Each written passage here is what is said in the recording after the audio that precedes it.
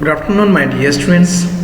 So today in the sessions we are going to learn analysis of a trusses. So analysis of trusses, in which we are going to learn the first topic is the introductions of a trusses. So trusses is mainly used in the constructions particular for roofing of a residential as well as in a commercial building purpose. We are using the trusses, as well as these trusses we are using in a short span bridges purpose. We are using the trusses. The trusses, whether 2 or 3 dimension, belong to the class of skeletal structure. So these structures of elongated structure component we can say as member connected at a joint. What we can say here? Member connected at a joint. So these skeletal structures can be analyzed by the variety of hands, the orientation methods of structural analysis, the displacement and force vector nowadays we are using. They can also be analyzed by the computer oriented finite element method. Is it right? So let us see the introduction.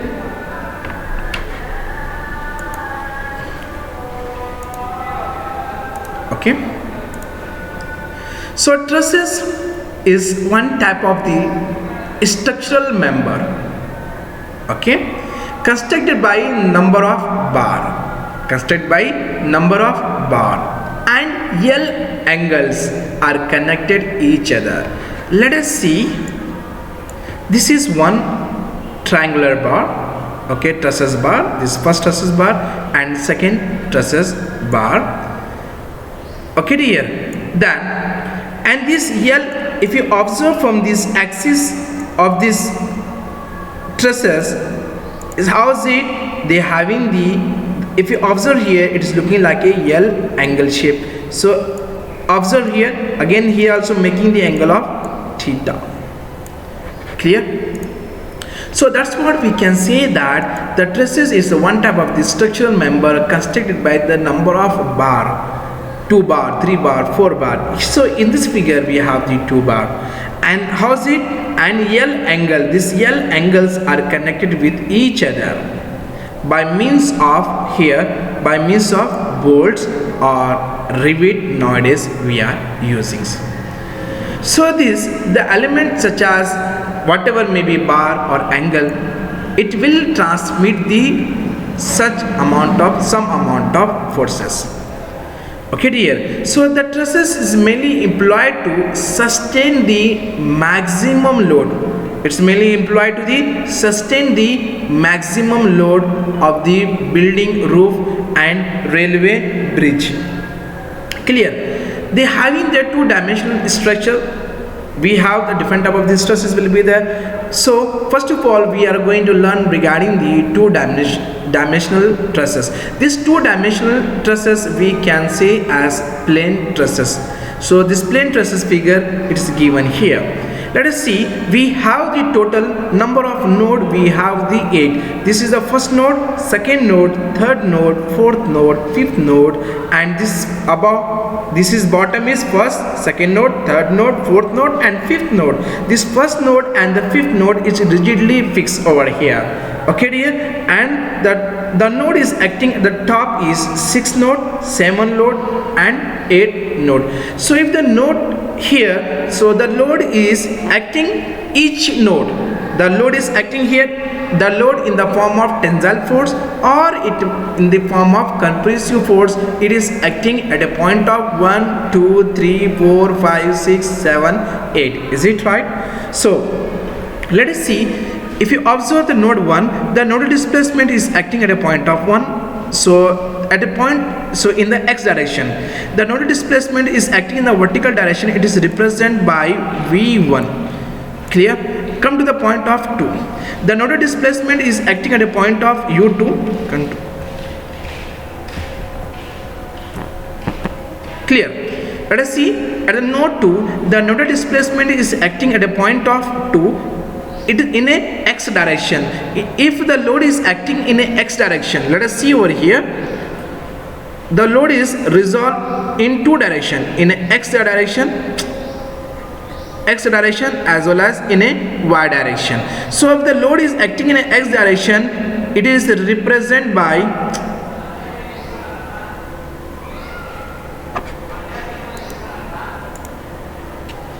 ux.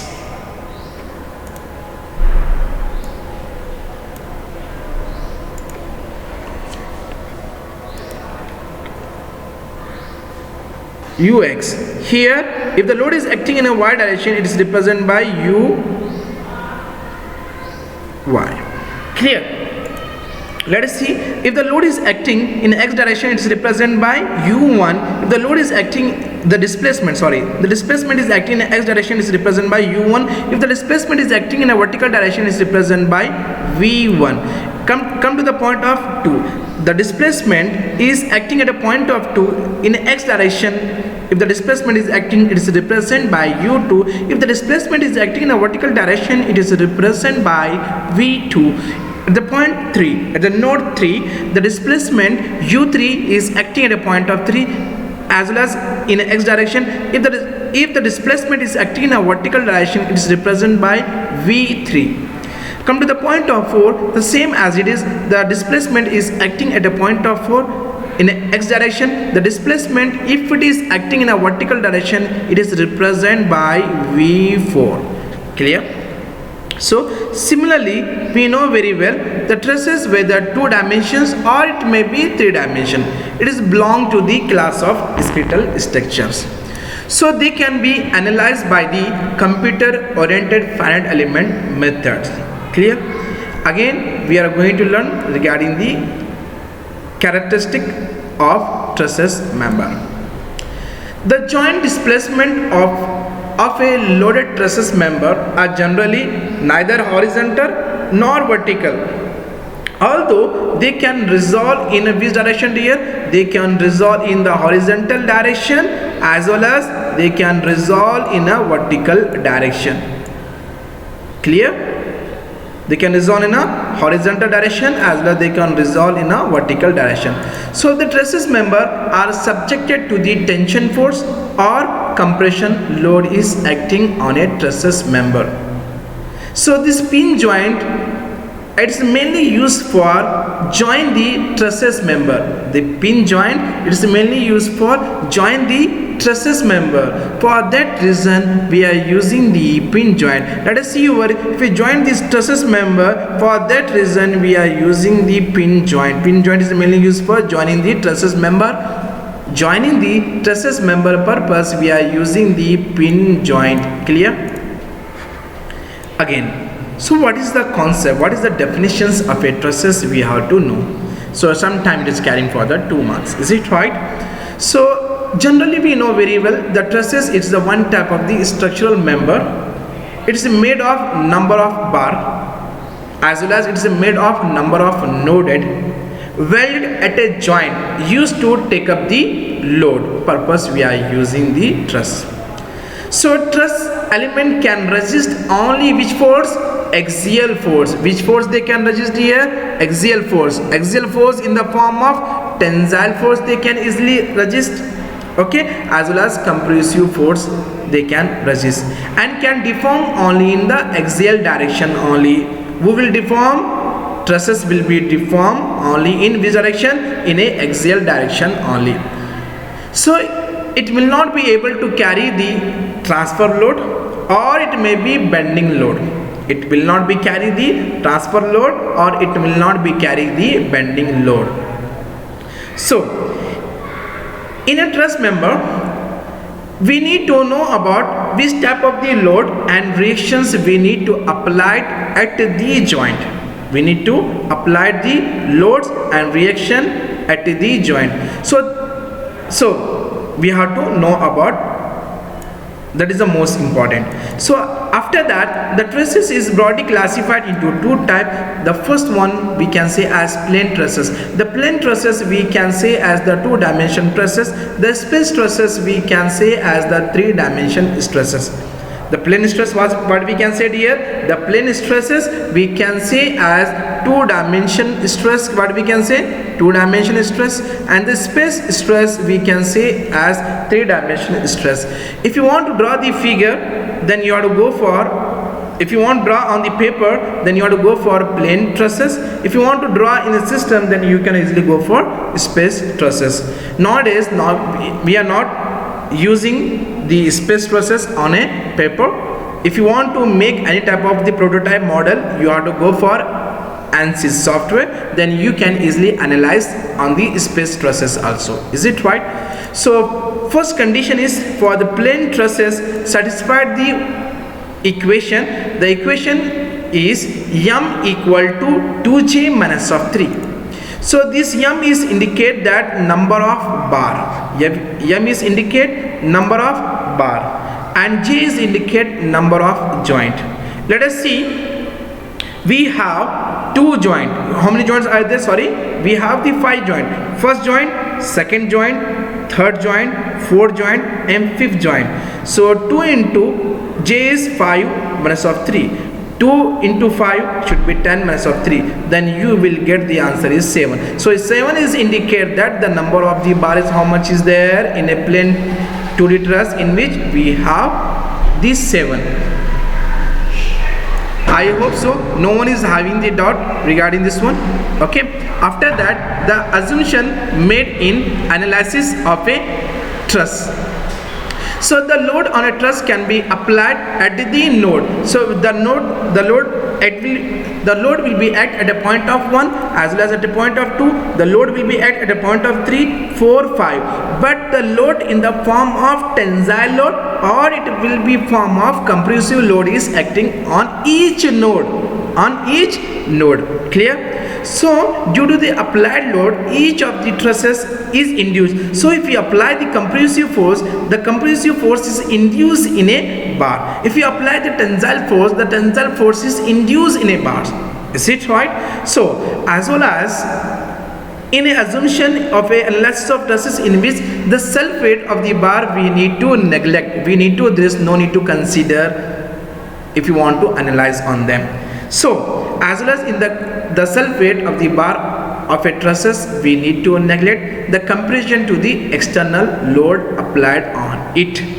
We have the two conventional methods of analysis of a trusses.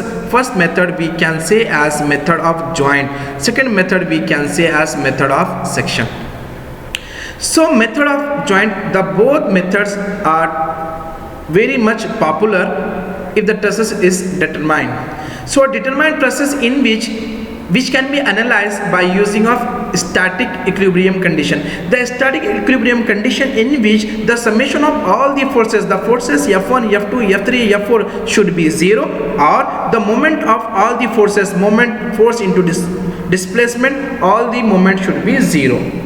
Summation of all the forces F1, F2, F3 should be 0, and summation of moment M1, M2, M3, F4, M4, M5 should be 0. But in determined trusses in which cannot be completely analyzed by using of static condition of equilibrium. We will analyze here. If you want to go for static equilibrium condition will be analyzed with the help of determinate trusses. Static equilibrium condition will not be analyzed by indeterminate trusses. Okay dear. But FEM method can be applied for the analyze both the determinate method as well as for the indeterminate method. So this method is most popular nowadays for analyzing the any type of the structural analysis purpose. I hope so no one is having the doubt regarding this session. If you have the doubt regarding this session, please write down in the comment box, and please don't forget to subscribe my channel. Thank you dear.